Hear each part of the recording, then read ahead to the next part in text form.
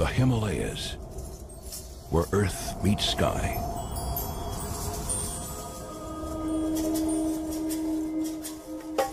Prowling this broken landscape is one of the most rarely seen creatures on Earth, the snow leopard.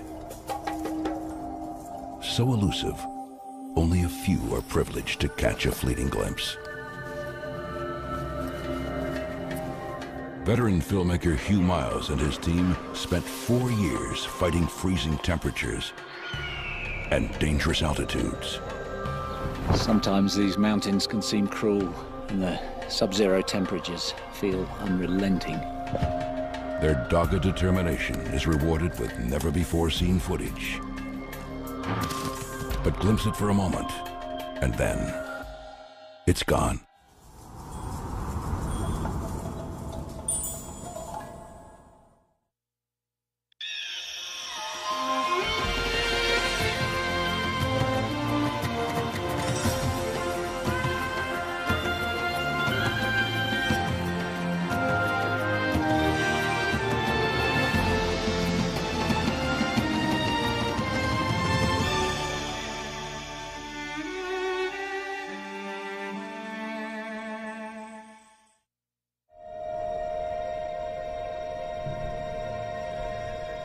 Some parts of our planet are so brutal that any creature surviving in them achieves almost mythical status. And when a creature thrives in these conditions, it becomes legendary. One such creature lives here, in the world's greatest mountain range. The highest, the most hostile, the Himalayas. Towering above India's northern borders, these unforgiving peaks are its hunting grounds. The creature is a beautiful big cat. Merely to see one is a dream, but to film one, nearly impossible. It's a wildlife filmmaker's holy grail.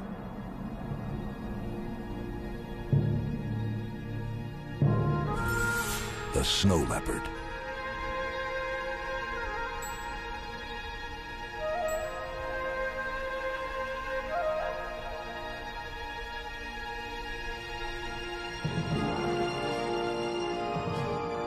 This is the story of two remarkable men who dared to think the impossible.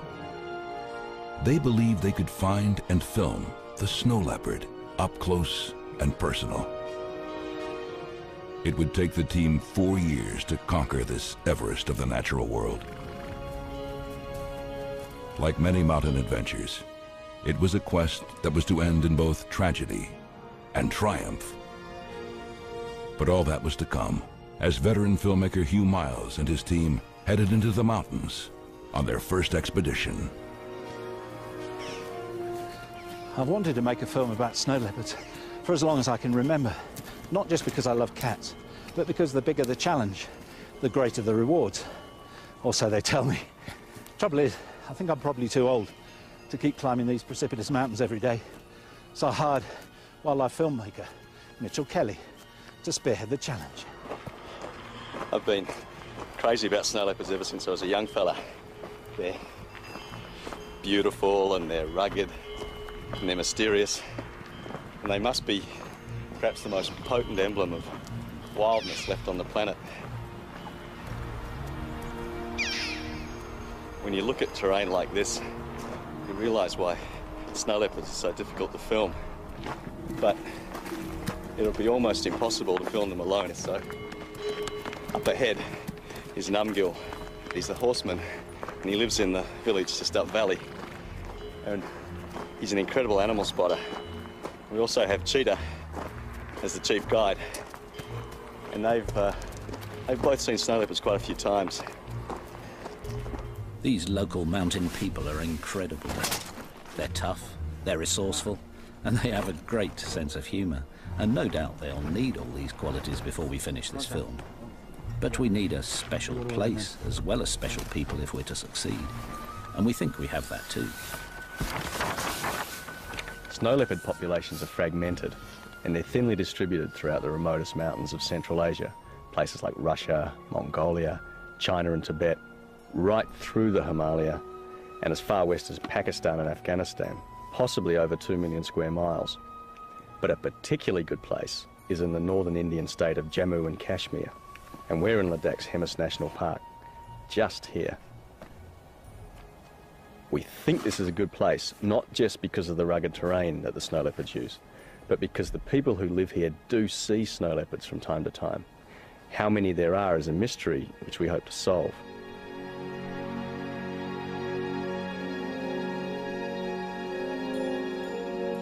We're camping in the heart of the steepest mountains because this is supposed to be perfect snow leopard country. It's certainly tough walking country. In fact, we're probably crazy to even try to film snow leopards because they're so rare. But that's what makes them so desirable. You know they're out there somewhere. Trying to find them becomes an obsession.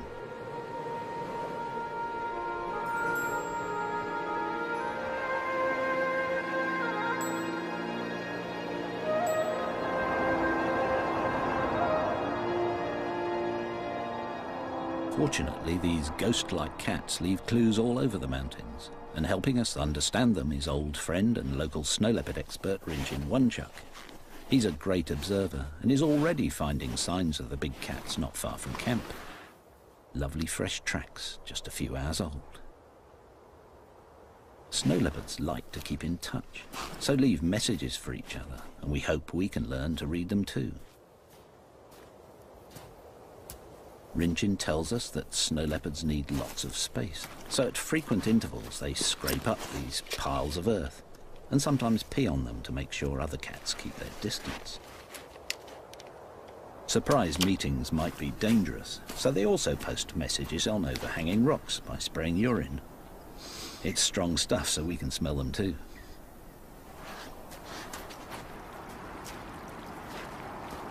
Snow leopards share these mountains with local herders, and because predators like snow leopards and Tibetan wolves occasionally kill domestic stock, the local villages are a good place for us to find out if the big cats have been seen recently. Much of this area of the Himalaya is blessed with the Buddhist faith, and as this culture reveres all life, predators are usually tolerated. Rinjin visits these villages regularly, and as our horseman Namgyal lives here, we'll always be on the local grapevine. Mind you, the villagers hardly ever see snow leopards, but they know that the cats do a lot of walking and have big territories, so finding them in this rugged terrain will be challenging. Snow leopards are only 6 to 7 feet long and really well camouflaged, and we don't even know how many there are living here. A handful at most.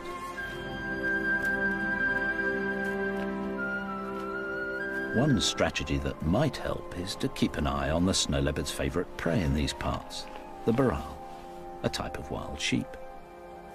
Baral look amazingly agile on these steep cliffs, but we're told this is also the snow leopard's favourite hiding place. So baral are always on the lookout for the superbly camouflaged cats.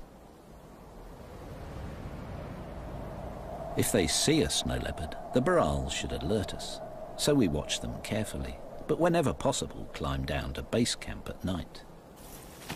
Working at 15,000 feet isn't far up by Everest standards, but it's high enough to make the lack of oxygen a potential killer. Sleeping lower down is safer, and in this cold, returning to camp is a welcome relief.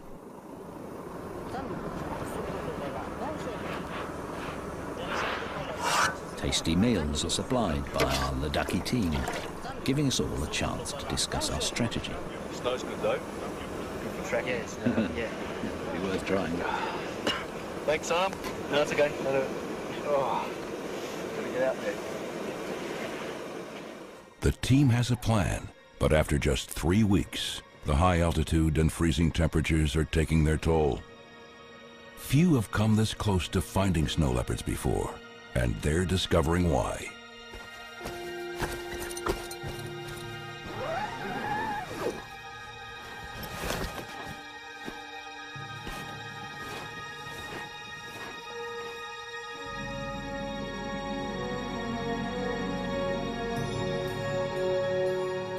All the walking has been with a purpose, for the team has been collecting every clue they can find.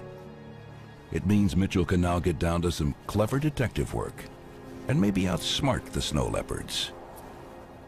Whenever any of us has found a pug mark or a fresh scrape or a rock spray or heard a vocalisation, I've marked it on this map of the area, and all of a sudden there are enough maps for a pattern to emerge.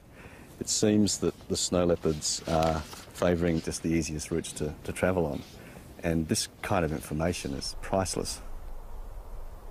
Now we're really making progress, for by knowing about their favourite routes along the valleys and ridges, we might make a success of Mitchell's plan to get the snow leopards to take self-portraits. We've brought along some technical trickery. Little video cameras that will trigger automatically when and if the cats walk through the beams. They're like a home security system and work day and night. For lighting is provided by an infrared lamp which the cats can't see.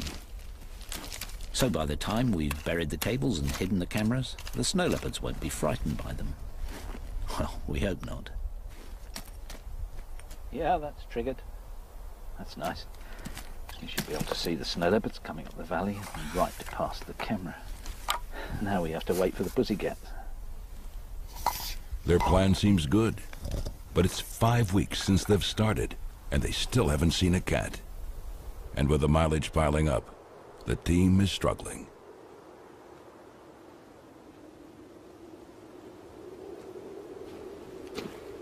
We've all been walking for 13 consecutive days without exposing a single frame of film. And I guess I should be getting discouraged, but patience always was going to be a big part of making a film about snow leopards.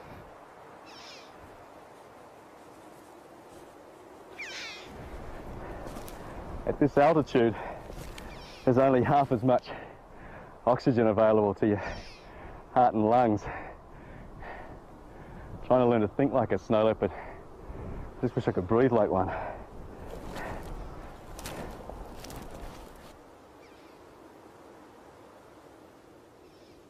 Knowing they're out there somewhere just makes the whole landscape almost vibrate with tension.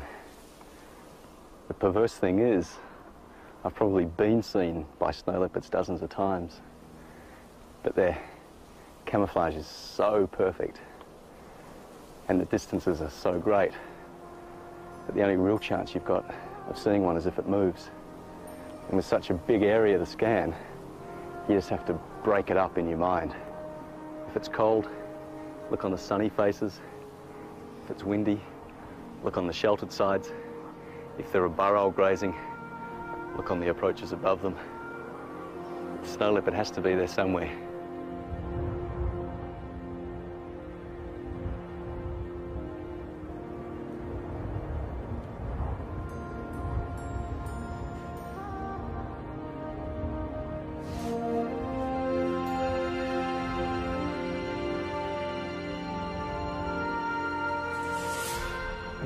There it is.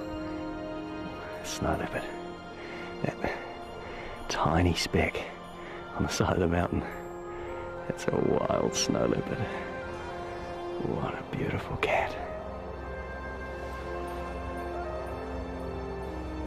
This makes all the hard work worth it. What a magical sight. It's the crucial breakthrough the expedition needed. Mitchell's first tantalizing sight of a snow leopard. Immediately, they want more. Something much closer. But have the remote cameras worked? Nice fresh pug marks. And a fresh scrape. We've had so many false hopes when cats have come past and the technology's let us down, like flat batteries and digital breakup due to the cold. It's got frustrating, but rewind the tape and see whether we got lucky this time. The problem with remote cameras is that they're non-selective.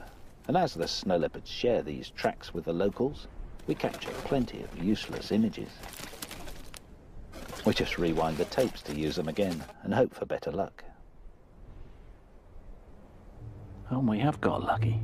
It's a snow leopard.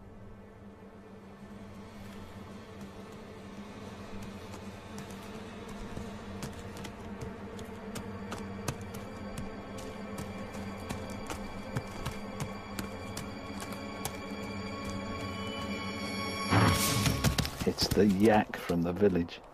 Just a bit too big to eat. Now, what else have we got? Oh, a cat by the rock. Oh, the camera's screwed up, damn it. Ah! Wonderful. First close-up views of a snow leopard. Just going to have another look at that. This is such good news. Because now we know the system works, we might be able to identify individuals, learn how often they pass by, and even get some idea how many snow leopards live here. What a beautiful cat. He's got a little twist in his tail. Did you notice that? That might help us to identify this one if we see it again in the next few weeks. Great. Let's see if we can get another one. Rynchen suspects that this flat rock is an important snow leopard signpost, and after a few days, we get our first hit, a chuck or partridge. And a couple of days later, this magnificent cat. And for the first time ever, a snow leopard is recorded visiting and refreshing a rock scent. This is magical. It's becoming clear that this smelling and face rubbing allows each snow leopard to know who went past and how long ago. And spraying their own urine under the rock is a calling card, enabling them to keep in touch. The scent's pungent and long-lasting. We move the camera around, and 4 days later, another snow leopard visits the rock. We're discovering that each cat comes by about every 3 to 10 days. There's so little to eat here that they have to share home ranges, but meeting could be dangerous, so these rock sprays help to keep them apart. We've hidden 4 cameras in various spots, but things often go wrong. This tentative snow leopard took so long to approach that the camera turns off just after it enters frame. A real breakthrough comes when this female leads 2 young snow leopards through the shot. A breeding age female is terrific news. Since her youngsters are about a year old, it would be reasonable to hope for a litter of little cubs in about 18 months' time, and that would be a real prize. We're excited to be getting such lovely pictures of the cats, and we hope that these images will help us to identify individuals from the patterns on their beautiful coats. But it's proving tricky. They say a leopard never changes its spots, but snow leopards do, especially when they're walking, because their thick fur moves so much.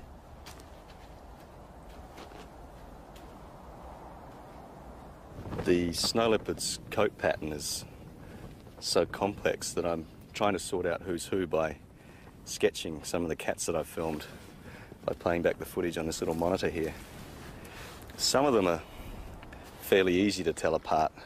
This one, for instance, this very dark-faced snow leopard, who I think is a female, is very distinctive. So I think if we see her again, she should be reasonably easy to identify. And this might be the same cat, but these distance shots are too far for identification of individuals. Experience is showing us that we can safely creep the cameras in closer to the snow leopards without disturbing them. By rewinding the image, we can determine where to move in for more detail.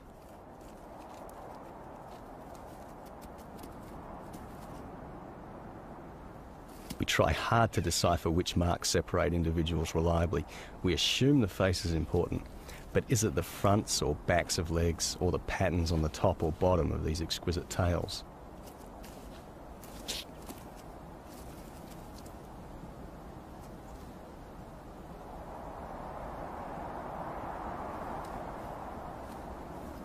We begin to see this guy quite often, a male because of his bulk and his wide head. We hope we'll be able to recognise him if we see him again, even at a distance, because he's a slightly yellowish colour. He carries the end of his tail with a distinctive twist.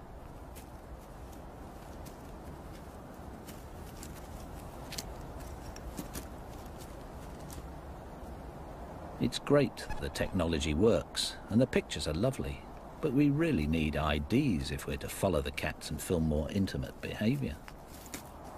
We could do with some help. And we have the perfect person in Rodney Jackson, director of the Snow Leopard Conservancy and one of the world's leading experts on this elusive cat. Okay, good sight. With the help of our friend Rinchin, he's now attempting to census all the cats in our corner of Ladak's Hemis National Park. Rodney hopes individual snow leopards can be identified from still photographs of their lovely coat patterns. We have only 4 cameras. Rodney has 30. But it'll still take months to accumulate enough pictures. Okay, Renton, let's try. So we'll have to be patient. Did that work? Great, really nice.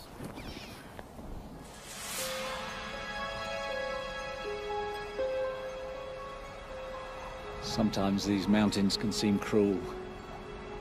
We're living up here at 12,000 feet for weeks on end, and the sub-zero temperatures feel unrelenting. And then, every time we want to film a snow leopard, it seems to involve a really grueling climb of up to 3 hours. But the other day I was amused to see that we weren't alone in finding this place hard. I was watching a snow leopard climbing up this ridge, and it kept on having to stop to catch its breath. We know we'll need a lot of luck if we're to achieve one of our main aims, to film snow leopards hunting. So we're keen to keep tabs on this cat. But snow is a problem. It's dangerous for us to follow the cat on slippery slopes. And difficult for the snow leopard too, because its camouflage doesn't work so well when it's walking over snow. In this toughest of lands where prey is so scarce, a snow leopard can do without handicaps, and moving around on ice-covered mountains when you can't see your footing is treacherous, even for a snow leopard.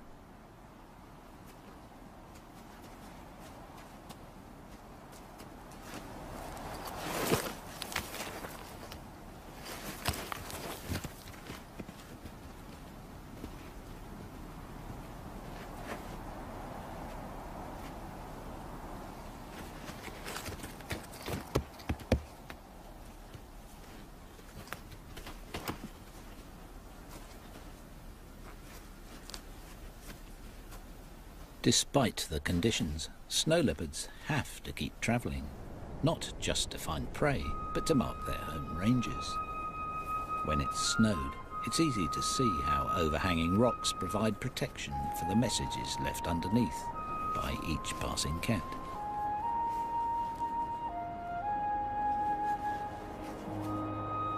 Defending their space like this is always important because there's not enough food to share. But the hazards of winter also bring opportunity.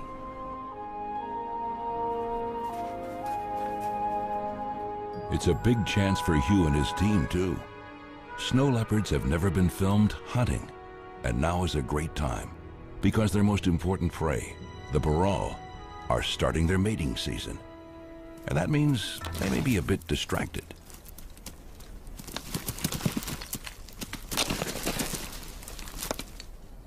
Most of the time the Burrell are super vigilant, but when they're rutting like this, the Burrell lose a lot of their caution. And if I was a snow leopard, I'd be watching the Burrell rut very carefully. Males have to find out which females are coming into estrus and then make sure that they're the ones that corner the female in order to mate. But that also means chasing off competing males. On such steep cliffs, there's a constant danger of injury or death, and of course a chance for a hungry snow leopard.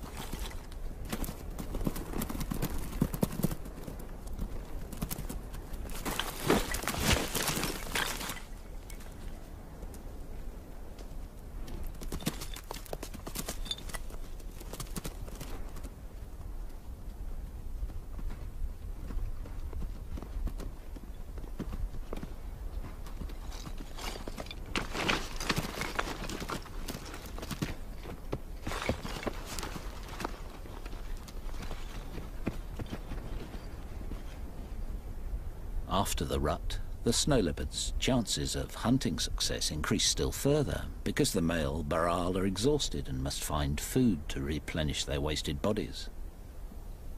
The snow leopards keep a close eye on them, but must still mark their home ranges to protect their space.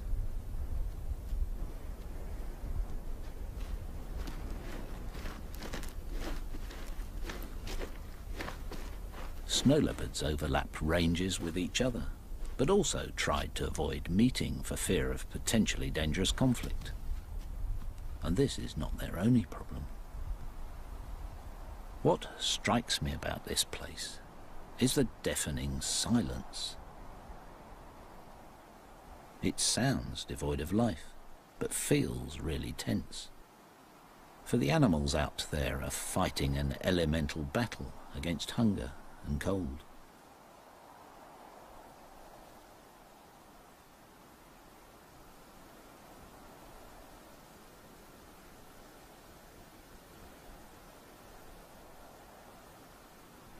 When it's so quiet, it must be tough for a snow leopard to stalk a Baral. The cliffs are so steep that one carelessly placed paw could dislodge a rock and alert his prey.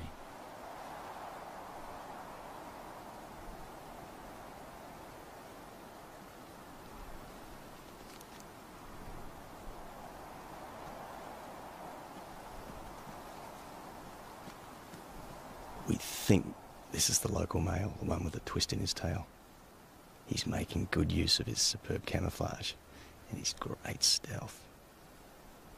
With that thick-set, muscular body, short, powerful legs, and that gorgeous long tail to counterbalance during swift turns on steep slopes, he's the ultimate mountain killer. There's so little food at this time of year that the Baral have to dig for roots, and with heads down like this, they're vulnerable. But the scars of a snow leopard's claws and teeth on this one's neck shows that the attacks can be shaken off.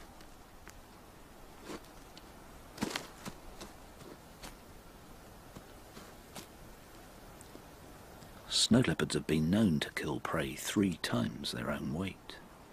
This male weighs about 100 pounds, and to aid acceleration, he'll most likely attack from above, but only if he can get close enough to the Baral.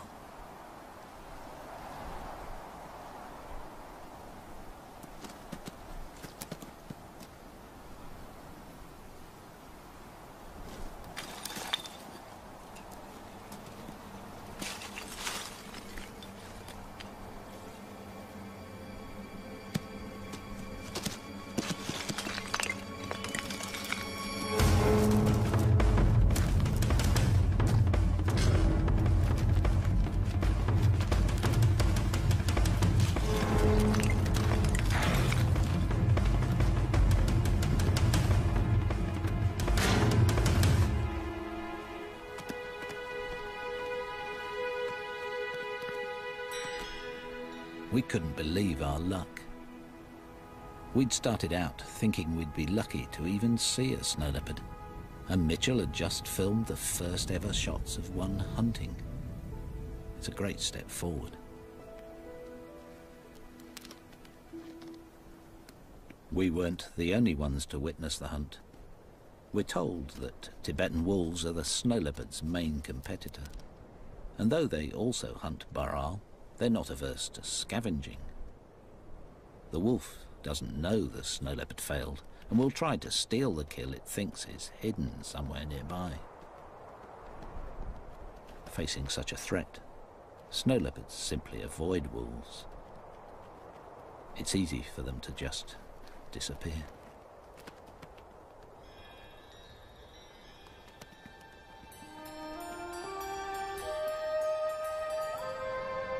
Winters here are long and hard. Summers all too brief. The growing season is short. The only moisture provided by melting snow and a sprinkle from India's monsoon rains. The Baral climb higher, followed by snow leopards, And since one of our ambitions is to film snow leopard cubs, and they're born in the summer, Mitchell goes up searching for them. One of the best places to look for snow leopards in summer is a marmot colony. These plump rodents hibernate in burrows in winter, but as the snow melts, they emerge to become prey for snow leopards. Marmots are also a favourite prey of golden eagles. Living in a place where food is scarce, marmots make a tasty meal, so are always wary and alert. But they must eat too, for summer's new growth provides the fat to survive the long winters. They just have to risk exposure to attack.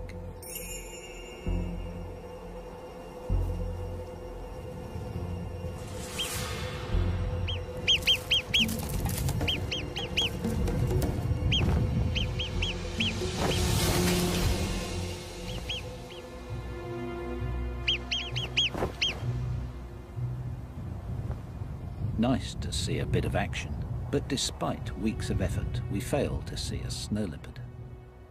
All is not lost, however.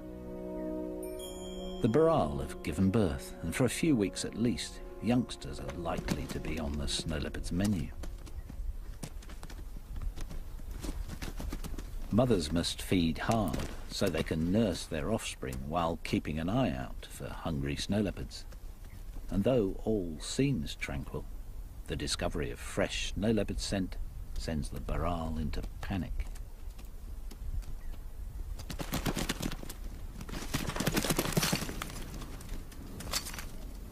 At the slightest hint of a snow leopard's presence, the youngsters are programmed by evolution to run for cover on the cliffs. Even if this is where the snow leopards would most likely be hiding. But if they are, we aren't seeing them. In fact, Mitchell's been trying for several months to get the cats more confident by leaving his human scent on remote cameras nearby. We feared the technique might have frightened them off. We were wrong. Well, after all the frustrations and the bad weather, we've finally broken the drought, and we've filmed a snow leopard in summer. The plan that I had to start to get the snow leopards used to my presence has paid off with spectacular results. I think it's the two cubs we filmed last winter. The other one is in the distance. I'm sure it's the male that's close to the camera. He's obviously either smelt me on the camera, but he's found it and he's accepted it. And that's a major breakthrough now in what we can do.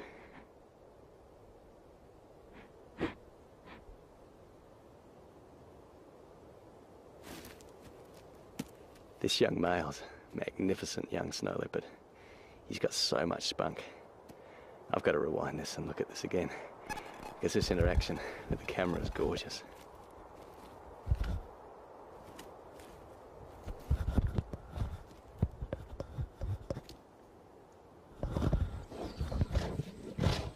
What I love about this footage is the juxtaposition. You've got a snow leopard, which is about as wild as you can be and still be on planet Earth, batting around the very latest in surveillance technology, like it was just an old dead hare. It's just wonderful. That really sums up for me the essence of the snow leopard, that confidence that it has in its own obscurity.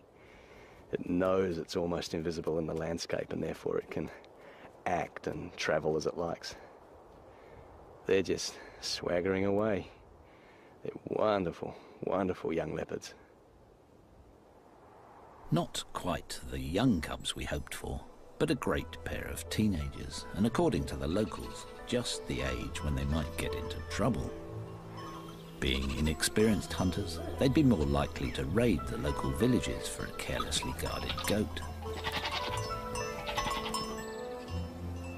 In virtually every part of the snow leopard's range, the big cats share the meagre resources with people, and the relationship is tense.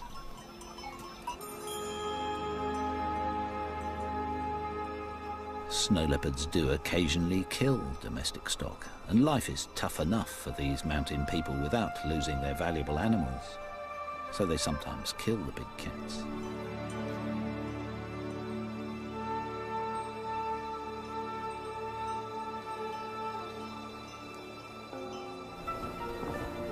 Fortunately, Buddhism's reverence for life helps to protect snow leopards in these parts most of the time, but not in many areas, and the killing of cats for Eastern medicine and their beautiful coats continues.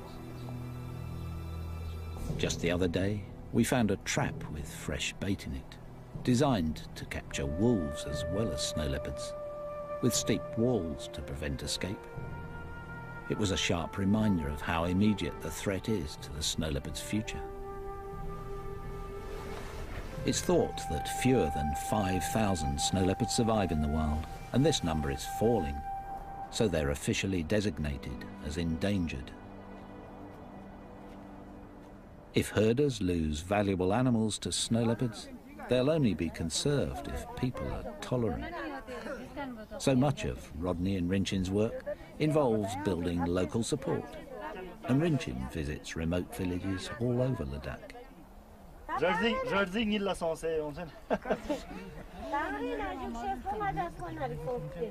He listens to their problems and encourages careful management of sparse grazing. Good husbandry means wildlife increases, and so does wildlife tourism. This provides the villagers with alternative income, which takes the pressure off predators. If poaching is to be detected and stopped, it'll be vital to identify individual snow leopards in the population. That's one of Rodney and Rinchin's goals with their camera traps, and it's our hope that the information they've been collecting will help us track the leopards and film their most intimate behaviour. So this is your study area, is it, Rodney? Yes. Covers an area of about 100 square kilometres. Oh, I see. The whole watershed. And camp's here, isn't it? Right, that's our camp. And you can see rock sends located along the intersecting valleys. They used by literally all of the cats that come through the area. Looks like traffic chaos. Indeed, and these circles show where we place camera traps. They have to be located very strategically because our aim here is to photograph all the snow leopards so that we can get an accurate count of the animals. And how many different cats have you identified? To date, we've identified 5 resident cats and maybe another 2 to 3 transient animals. Great pictures. These are the movements of the resident male. One day he walked 3 kilometers in just 2 hours. Goodness, impressive. We call him Mi'kmaq, Ladakhi for red eye, from the fact that he has a scar above his right eye, probably inflicted by another male. A twist in his tail. We photographed him a lot. That's great. He patrols all this area. Oh, right. We got these 2 shots the other night, Mi'kmaq following a female. Smashing. It's a sure sign that the mating season is upon us. Filming mating would be an amazing thing to achieve, though no doubt impossible, because no one's ever even seen it before. Now Rodney's confirmed that Mi'kmaq is the territory-holding male. It's no wonder he patrols around and marks so often, especially as this is now the mating season. Rodney says that from early January to mid-March, Mi'kmaq will increase his marking activity 3 to 5 times. He wants to make sure that he is the one to mate with any passing females.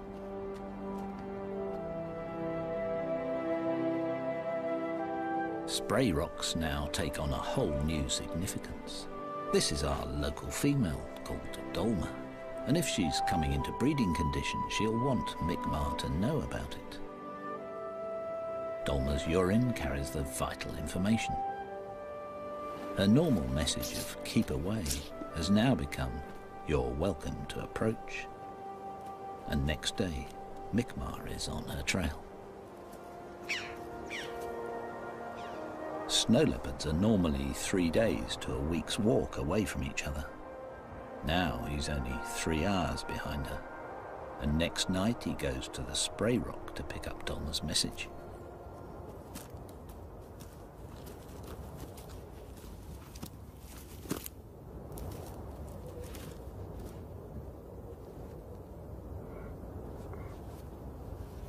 Her perfume has really impressed him. He's making quite a meal of it.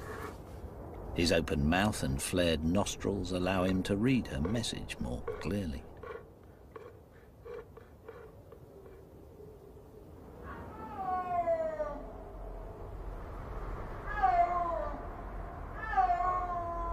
That's a snow leopard calling. We think it's our dark-faced female, Dolma.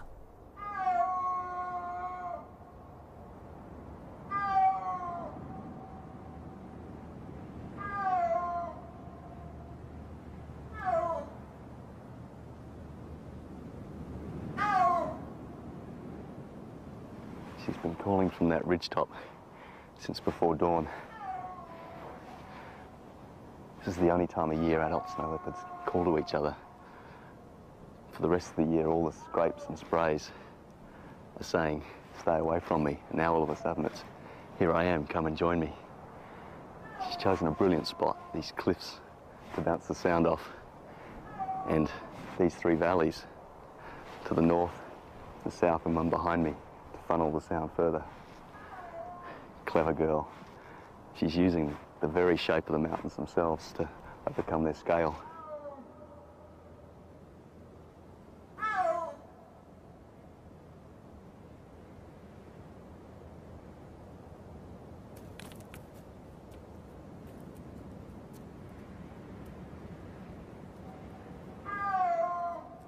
This is definitely Mi'kmaq orbiting around her. If they're like other big cats, they may call like this for hours, just coming together and wandering apart.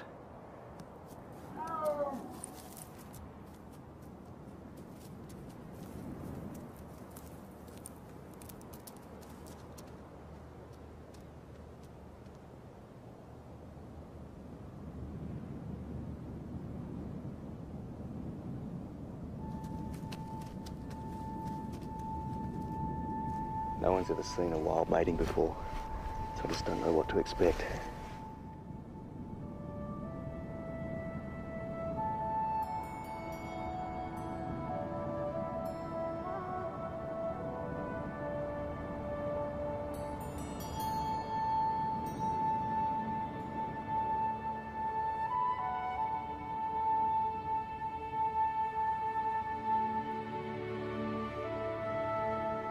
I'm surprised by how gentle this is. These two are really taking their time. Come on, guys. You mating or just sitting together?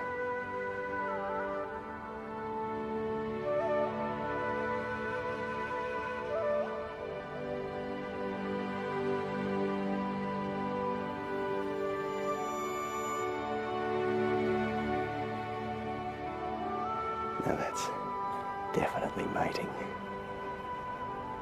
Fantastic. We need all the new snow leopards we can get. It's pretty amazing to film something that hasn't even been seen before. Difficult to believe, really. But can we find the resulting cubs? After this success, Mitchell is feeling more confident. For the first time since starting, I finally feel like we're starting to get somewhere in trying to think like the snow leopards and trying to use the terrain like they would.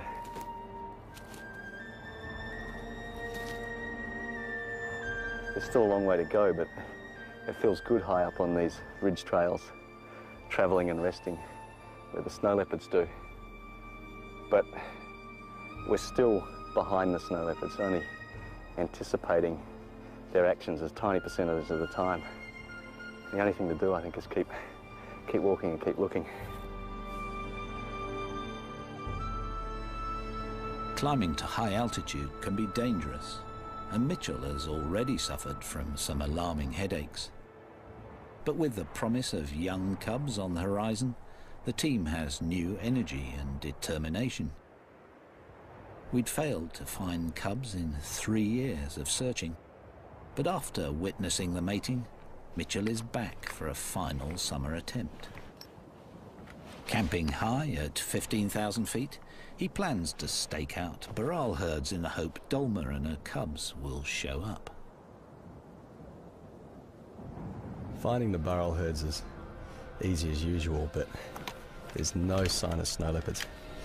And all day I'm stalked by a biting headache. I become disoriented, and by the next morning I'm staggering and vomiting. I just can't believe that after all these years, the high altitude is suddenly affecting me. By the next day I can't even stand and I'm coughing up froth. I hallucinate and twice lose consciousness as Numgill brings me down to base camp on the back of his yak.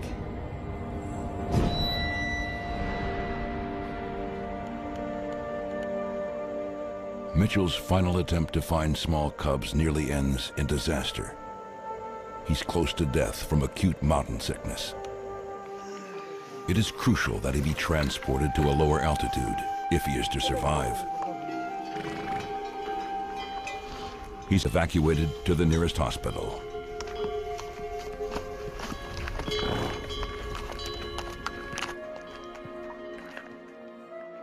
Mitchell has shot so much remarkable film that his departure is a big loss. But we're still hoping to find Mi'kmaq and Dolmar's little cubs and film a cat on a kill. So we start our 4th winter in the mountains with clear goals.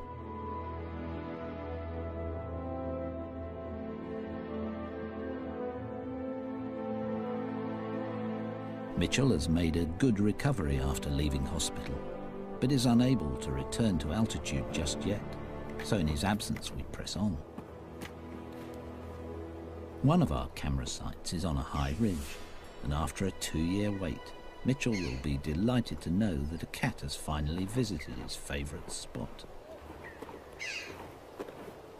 Mitchell calls this the menu site, because snow leopards can survey this lovely landscape from up here and decide what they'll kill for their next meal. We're still determined to film those little cubs, or even a snow leopard feeding on a kill, and fresh snowfall is giving us a head start. We find Mi'kmaq out patrolling his territory. He seems casual in his movements, unconcerned as he spooks the herds of Burrell. Wondering what he's up to, we pick up his tracks and follow him up one of his favourite valleys, hoping he'll lead us to cubs or a kill. And he does. We've obviously disturbed him off this dead Burrell, and in a panic quickly snatch a few video shots of the carcass because we've spotted him up on a ridge.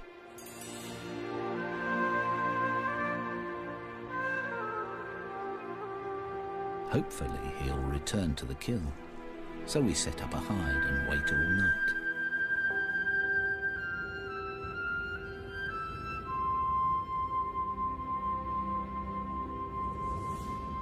At dawn, we spot Mi'kmaq on guard nearby. He seems too fat to bother chasing scavengers away, so a fox takes its chance to snatch a few morsels, burying them to create a larder for the hard times ahead.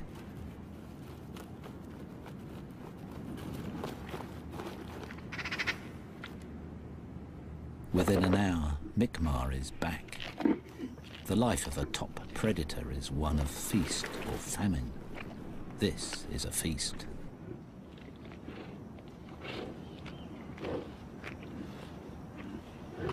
No doubt Mi'kmaq is relieved to get a good feed, and we're relieved too. For after 4 years, we finally have our close-up shots of a snow leopard feeding on a wild Burrell kill. It's a privilege and a rare sight. In fact, it's difficult to express what a thrill it is to get probably the closest film ever taken of a wild snow leopard. There's also a sense of fulfillment, because over the years we've got to know a snow leopard well enough to give him a name. And Rodney's confirmed that Mi'kmaq is just one of 5 local cats, with about 3 other transients identified too. It's these interlopers that Mi'kmaq has to keep out, and his scarred face suggests he's had a long and violent life protecting his patch.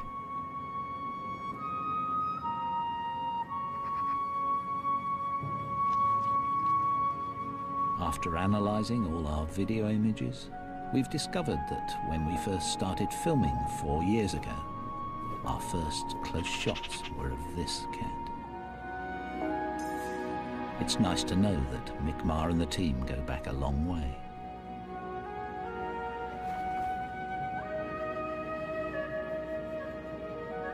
After an hour's feed, Mick Marr seems to be leaving.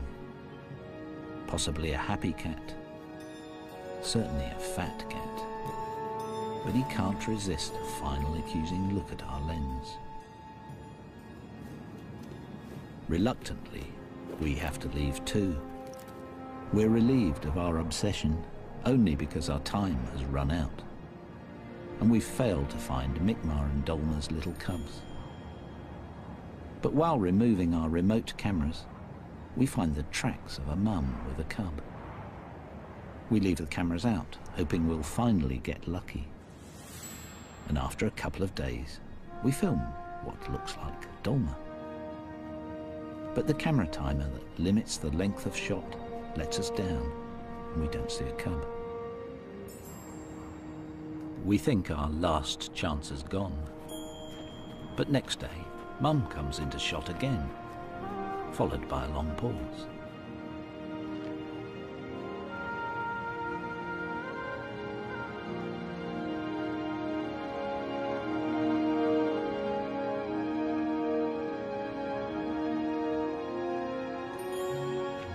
After 4 years, we finally have our picture of a fluffy little snow leopard cub. Then it vanishes like a ghost, as if to convince us that snow leopards really are impossible. The elusive cat has finally beaten us, for we haven't filmed a successful hunt or a mum with little cubs. But I guess that's how it should be. For 4 years, Hugh Miles, Mitchell Kelly, and their team have tracked these beautiful cats across the roof of the world. They've brought back the most remarkable images ever seen of snow leopards. But despite their success, they've given us just a tantalizing glimpse. Protected by this fortress of mountains, the snow leopard's veil of secrecy still remains, and much of their elusive lives continues to be a mystery.